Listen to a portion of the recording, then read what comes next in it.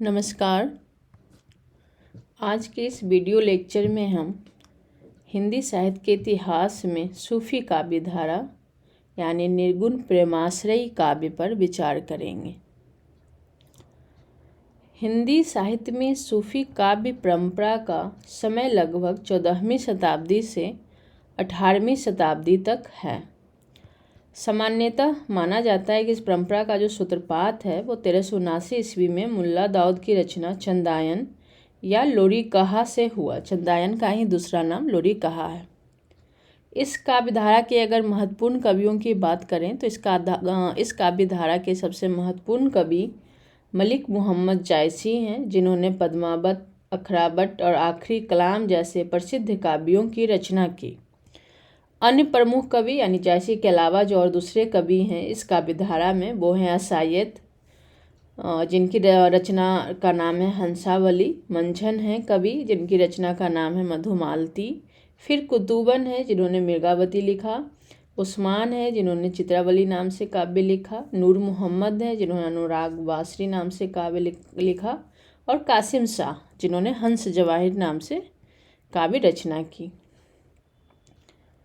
इस काव्य धारा की प्रमुख ख्याति यानी कि ये काव्य धारा जिन मामलों में प्रसिद्ध है, जिसके कारण इस काव्य धारा को सबसे ज़्यादा प्रसिद्धि मिली, वो ये है कि इस काव्य धारा ने मध्यकाल में हिंदू व मुस्लिम संस्कृतियों के मध्य समन्वय की विराट चेष्टा की है।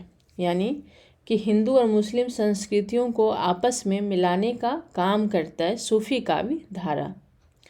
सूफी काव्य धारा की भावगत विशेषताओं की बात करें तो जो पहली विशेषता है वो है सूफी दर्शन या तसव्वुफ का आधार। यानी कि जो सूफी दर्शन है उसका आधार क्या है इनके काव्य में, तो सूफी कवियों ने इस्लाम की पारंपरिक धारणा में संशोधन करते हुए तसव्वुफ के दर्शन को मान्यता दी। इसके अंतर्गत इस धारा के कवि परमात्मा को प्रेमिका एवं बंदे को प्रेमी के रूप में परिकल्पित करते हैं। यानी कि यहाँ ईश्वर जो है वो प्रेमिका है और ईश्वर की जो आराधना कर रहा है वो प्रेमी है। ये कवि खुदा के साथ भय का नहीं वरन प्रेम का संबंध स्थापित करते हैं। इनका लक्ष्य मारिफत यानी सिद्धा अवस्था की उपलब्धि करना है, जिसमें साधक अपनी आत्मा को परमात्मा में लीन यानी फना कर देता हो। ये इश्क मजाजी से इश्क हकीकी तक की यात्रा में विश्वास रखते हैं। यहाँ दो शब्दों का प्रयोग है, इश्क मजाजी और इश्क हकीकी।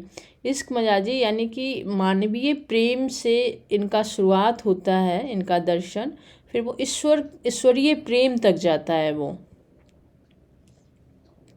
अगली विशेषता जो है वो है प्रेम की मूल्य के रूप में स्थापना इन्होंने किया। सूफी काव्य धारा के कवियों ने यूं तो भक्ति काव्य के मूल में ही प्रेम तत्व की प्रधानता है, किंतु सूफी परंपरा में मानवीय प्रेम को जीवन के आधारभूत मूल्य के रूप में स्थापित किया गया है।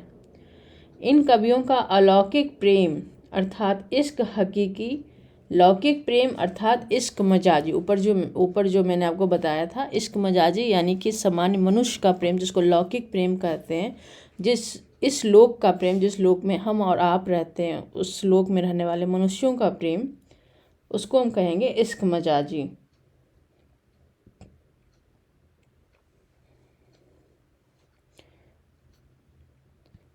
तो इन कवियों का, सूफी कवियों का जो अलौकिक प्रेम है, जो ईश्वर से उनका प्रेम है, वो सामान्य मनुष्यों के प्रेम से शुरू होता है। यानी उनका जो इश्क हकीकी है वो इश्क मजाजी से शुरू होता है। यानी इश्क मजाजी की यात्रा जो है वो इश्क हकीकी प्राप्त करना, लौकिक प्रेम से अलौकिक प्रेम की ओर जाना इनका उद्देश्य है। इस प्रकार ईश्वर प्रेम से पहले भी मानव प्रेम की स्थापना करते हैं।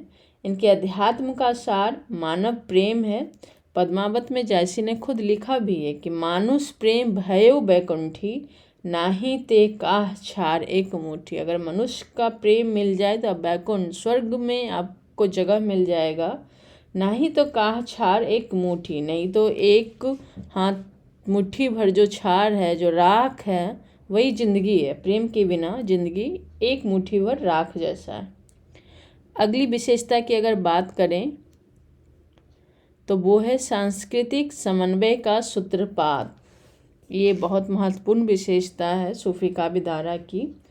इस धारा के कवियों का दृष्टिकोण समन्वयवादी था।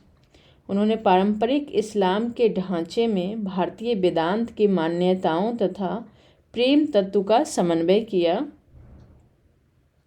समन्वयवादी यानी कि जो दो विरोधी चीज़ों को आपस में मिलाता, उसको समन्वय कहते हैं।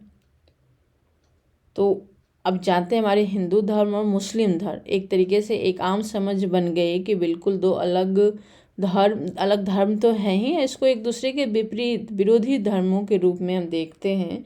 लेकिन इन्होंने जो किया सूफी काव्य धारा के कवियों ने कि उन्होंने पारंपरिक इस्लाम के ढांचे में भारतीय वेदांत की मान्यताओं तथा प्रेम तत्व का समन्वय किया। यानी इनका ढांचा तो अपना इस्लाम इनका धर्म था, तो ढांचा तो इन्होंने वही रखा, लेकिन इन्होंने भारतीय वेदांत में जो चीज़ें थी, जो मान्यताएं थी, फिर जो प्रेम तत्व था, उसको अपने ढांचे में इन्होंने ढालने का काम किया। उन्होंने भारतीय लोक कथाओं के माध्यम से सूफी दर्शन को व्यक्त किया। यानी दर्शन इनका अपना सूफी दर्शन इनको अभिव्यक्त करना था, लेकिन आश्रय जो बनाया वो था भारतीय लोक कथा। भारत में जो लोक कथाएं प्रचलित थी, उन्होंने अरबी लिपि के साथ अवधी भाषा का समन्वय किया। यानी भाषा के स्तर पे भी आप देखेंगे कि इन्होंने समन्वय किया। भारत में प्रचलित प्रबंध काव्य परंपरा को मसनवी शैली से जोड़ा। हिंदू समाज में अनेक प्रकार की प्रथाओं, उत्सवों, तीर्थ व्रतों, जादू टोनों का प्रचलन था। इन सब की स्पर्श झांकी उनके प्रेम काव्यों में मिल जाती है। इसके बाद जो अगली विशेषता है सूफी काव्य धारा की, वो है लोक कथाओं का प्रतीकात्मक चित्रण। इस धारा के कवियों ने अपने सिद्धांतों का प्रचार करने हेतु हिंदू समाज में प्रचलित प्रेम कथाओं को अपने काव्यों का आधार बनाया। इन कथाओं में प्रस्तुत लौकिक प्रेम प्रतीकात्मक है, क्योंकि अंत में वह प्रेम अलौकिक सत्ता के प्रति समाहित हो जाता है। यानी जिस भी लौकिक प्रेम की चर्चा है सूफी काव्य ग्रंथों में, वो कहीं ना कहीं वो प्रतीक है अलौकिक प्रेम का। जायसी के पद्मावती अगर जायसी के ही ग्रंथ पद्मावत को देखें हम, तो उसी में जो अलग अलग लोग हैं वो अलग अलग अलौकिक सत्ता का प्रतीक है। जैसे जो पद्मावत की जो पद्मावती है वो खुदा का, ईश्वर का प्रतीक है। रत्नसेन बंदे यानी समान मनुष्य का प्रतीक है। इसी प्रकार मुल्ला दाऊद के चंदायन की चंदा को भी खुदा का प्रतीक, ईश्वर का प्रतीक बताया गया है। अगली जो विशेषता है वो है रहस्यवाद। सूफी काव्य धारा कविताओं की अगली सूफी कविताओं की जो विशेषता है, एक है रहस्यवाद। इस धारा के कवियों का प्रेम अमूर्त ईश्वर के प्रति होने के कारण रहस्यवादी हो गया। यह रहस्यवाद अद्वितीय भावुकता, प्रेम और सरसता से युक्त है। इसमें साधक को बंदे तथा प्रेमिका को खुदा के रूप में देखा गया है तथा दोनों के एकत्व की कल्पना की गई है। प्रेमिका के ईश्वरीय सौंदर्य का आभास मिलते ही ऐसा प्रभाव पड़ता है। एक काव्य पंक्तियां है वो देखिए। नयन जो देखा कमल भा, निर्मल नीर शरीर, हसत जो देखा हंस भा, दसन ज्योति नग हीर। यहाँ एक चीज़ ध्यान देने की है, वो कि सूफियों में सीमित मात्रा में साधनात्मक रहस्यवाद का असर भी दिखाई देता है। ऊपर मैंने बताया कि इनकी जो रहस्यवादिता है सूफी कविताओं में, वो भावनात्मक है, जिसमें कि प्रेम, भावुकता, इन सारी चीज़ों का समावेश है। लेकिन कहीं कहीं साधनात्मक रहस्यवाद भी दिखता है। इनकी समन्वय चेतना का ही परिणाम है कि इन्होंने साधनात्मक रहस्यवाद के संकेतों को अपने काव्य में शामिल किया है। पद्मावत के निम्नलिखित प्रसंग में मानव शरीर की तुलना पद्मावती अर्थात खुदा के महल से करके साधनात्मक रहस्यवाद की मान्यताओं को स्थापित किया गया। एक काव्य पंक्तियां हैं, उसके द्वारा समझें इस तथ्य को। गरतस बांक जैसी तोरी काया, पुरुष देखू देखू ओही के छाया, दसों द्वार ताल के लेखा, उलटी दिस्त जो लाव सो देखा। अगली जो विशेषता है सूफी काव्य धारा की, वो है प्रकृति का रागात्मक चित्रण। सूफी काव्य परंपरा में प्रकृति का अत्यंत रागात्मक चित्रण हुआ है, क्योंकि इन्होंने प्रकृति को मिथ्या न मानकर खुदा की ही अभिव्यक्ति माना। यानी जो प्रकृति है वो खुदा का ही अभिव्यक्त रूप है। इन्होंने अपने सुख दुख की अनुभूतियों से प्रकृति को जोड़ा है। संवेदनात्मक चित्रण के अतिरिक्त प्रकृति आलंबन व उद्दीपन रूप में भी चित्रित हुई है। सूफी कविताओं में 12 मासा और 6 ऋतु की अपूर्व छटा इन कवियों के काव्य में उपलब्ध होती है। इस दृष्टि से अगर देखें तो पद्मावत का नागमती वियोग वर्णन बेहद विशिष्ट है, क्योंकि उसमें न सिर्फ प्रकृति की विभिन्न स्थितियों में नागमती के विरह की सुंदर व्यंजना हुई है, बल्कि उसके दुख को दूर करने के लिए प्रकृति का सक्रिय हस्तक्षेप भी दिखाया गया। एक काव्य पंक्ति है, एक उदाहरण है उसी पद्मावत से कि फिरी फिरी रो को नहीं डोला, आधी रात विहंगम बोला, तू फिरी फिरी दाहे सब पाखी, कही दुख रैनी न लावसी आँखी। अगली जो विशेषता है सूफी कविताओं की वो है विरह का अतिशयोक्तिपूर्ण वर्णन।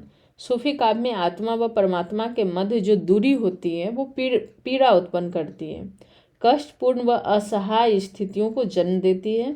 अतः यहाँ विरह की अभिव्यक्ति अतिशयोक्तिपूर्ण व ऊहात्मक शैली में हुई है, जो अरबी फारसी काव्य परंपरा से प्रभावित दिखाई पड़ती है। इनके विरह उपमान प्रायः अतिशयोक्तिपूर्ण होने के कारण काल्पनिक प्रतीत होते हैं। एक काव्य पंक्तियाँ हैं, उससे आप समझें कि पिया सो कहे संदेशरा हे भौरा हे काग, सो धनी बिरहे जरी मोही, तेहिक धुआं हमही लाग। कहीं कहीं तो इनके विरह संबंधी उपमान इतने ऊहात्मक हो जाते हैं कि भारतीय परंपरा के पाठक को विरह वर्णन कुरुचिपूर्ण प्रतीत होने लगता है। उदाहरण के लिए, दही कोयला भई कंत स्नेहा, तोला मासू रहा नहीं देहा, रकत न रहा विरह तन जरा, रति रति होई नैनन ढारा। आप देख सकते हैं इन काव्य पंक्तियों में विरह का कितना अतिशयोक्तिपूर्ण वर्णन है और चित्रण है। अगली जो विशेषता है सूफी कविताओं की वो है गुरु की प्रतिष्ठा। इनके यहाँ अमूर्त ईश्वर की प्राप्ति में रत साधक को उसकी मंजिल तक पहुँचाने वाला मार्गदर्शक गुरु कहलाता है। शैतान अर्थात माया साधक की प्रेम साधना में अड़चन पैदा करता है और साधक का पथ भ्रष्ट करना चाहता है। शैतान के पंजे से मुक्त होने के लिए गुरु की शरण लेनी पड़ती है। यहाँ संत काव्य की तरह गुरु का मानव होना अनिवार्य नहीं है कि वो मानव ही कोई गुरु होगा, मनुष्य ही कोई गुरु होगा। वह मार्गदर्शक है और मार्गदर्शन का कार्य कोई पशु पक्षी भी कर सकता है। उदाहरण के लिए पद्मावत में हिरामन तोता गुरु की भूमिका में है। गुरु सोआ जहि पंथ दिखावा, बिनु गुरु जगत को निर्गुण पावा। अब हम सूफी काव्य धारा की शिल्पगत विशेषताओं की बात करेंगे। सबसे पहले उसका जो काव्य रूप है, यानी सूफी कविताओं का जो काव्य का रूप है वो क्या है। तो अब देखते हैं कि सभी प्रेमाख्यान प्रबंधात्मक है, प्रबंध काव्य है अधिकांश सूफी काव्य। इन प्रबंधों में सूफियों ने भारतीय प्रेम कहानियों के क्लेवर में सूफी सिद्धांतों को कुशलता से प्रस्तुत किया है। इनके काव्यों में परंपरागत प्रबंध रूढ़ियाँ भी विद्यमान हैं। इन्होंने भारतीय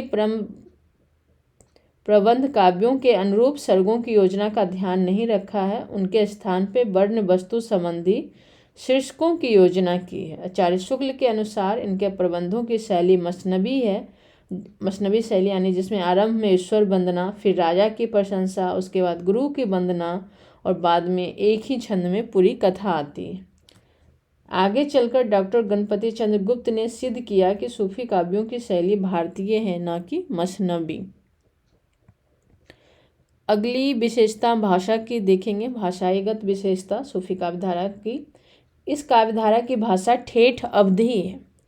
भाषा मुहावरेदार है, यानी कि अधिकांश सारे सूफी कवियों ने काव्य ग्रंथों की रचना अवधी भाषा में किया है। भाषा मुहावरेदार है। इन्होंने अरबी, फारसी, उर्दू, भोजपुरी एवं लोक भाषा के शब्दों का बहुतायत से प्रयोग किया है, जो इनकी समन्वयवादी दृष्टि का ही प्रतीक है। तुर्की एक काव्य पंक्ति भी है, तुर्की अरबी हिंदोई भाषा जेती आही, जही मह मारक प्रेम कर सबे सराहे ताही। छंद की अगर बात करें तो सूफी काव्य धारा में मुख्यतः दोहा और चौपाई छंदों को अपनाया गया है। पद्मावत में 7 चौपाइयों के बाद एक दोहे का धत्ता दिया गया है। जबकि अन्य सूफी रचनाओं में प्रायः 5 चौपाइयों के बाद एक दोहा आता है। सूफियों ने उर्दू, अरबी, फारसी साहित्यिक परंपराओं के छंद नहीं अपनाए हैं।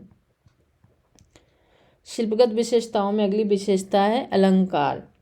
उपमा, रूपक, उत्प्रेक्षा, अतिशयोक्ति, समासोक्ति, अन्योक्ति आदि अलंकारों का पर्याप्त प्रयोग किया गया है सूफी कविताओं में।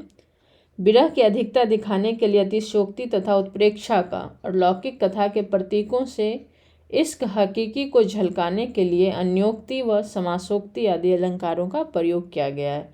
यानी अलंकारों का प्रयोग विषय वस्तु के अनुरूप ही हुआ है। ये नहीं कि बस अलंकार दिखाना है इसलिए अलंकार का प्रयोग कर दिए, नहीं, जो विषय वस्तु की मांग है उसके अनुसार ही अलंकारों का प्रयोग है। लोक कथाओं का प्रयोग अगली शिल्पगत विशेषता है। सूफी कवियों ने अपने साहित्य में प्रायः भारतीय लोक कथाओं का प्रयोग किया, जो इनकी लोकवादी सांस्कृतिक समन्वयवादी दृष्टि का उत्कृष्ट उदाहरण है। प्रतीकों का प्रयोग। सूफियों ने प्रतीकों का भरपूर मात्रा में प्रयोग किया है, क्योंकि इनके काव्यों की कथा प्रायः समानांतर अर्थ धारण करती है। यानी एक ही स्तर पे ये लौकिक कहानी कहते हैं, लेकिन वो अलौकिक सत्ता से भी जुड़ती है। इश्क मजीजी के लौकिक प्रतीकों के माध्यम से इश्क हकीकी की आध्यात्मिक कथा कहने की कोशिश जो है इनके काव्य को प्रतीकात्मक बना दिया।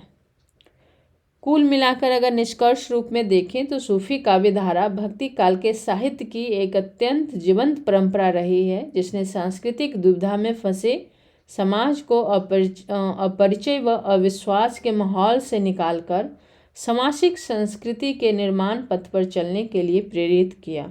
भारत की गंगा जमुनी तहजीब या सामाजिक संस्कृति के निर्माण में इस काव्यधारा की निर्णायक भूमिका है।